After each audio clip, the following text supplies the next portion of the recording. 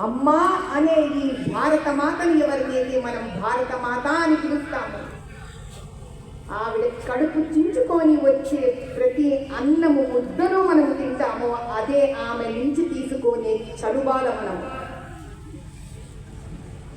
ఆమె భూమిని వర్షానికి ఎండకు ఎండించి తడిపి మనకు ఎన్నో రకాల పంటలను పండించేస్తుంది ఆ మహాతల్లి. అందులో నుంచి వచ్చే ఆ అన్నానికి రుణం తీర్చుకోవాలి మనందరం.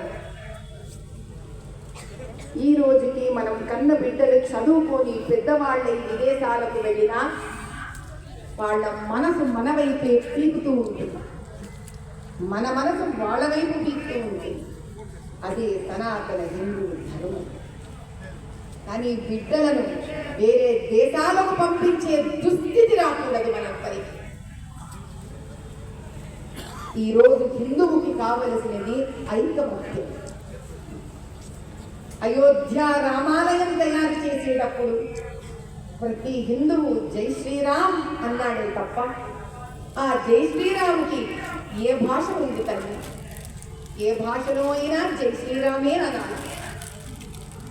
అక్కడ కశ్మీరీ హిందూ వచ్చాడు, పంజాబీ హిందూ వచ్చాడు, ఉత్తరప్రదేశ్ హిందూ వచ్చాడు, రాజస్థాన్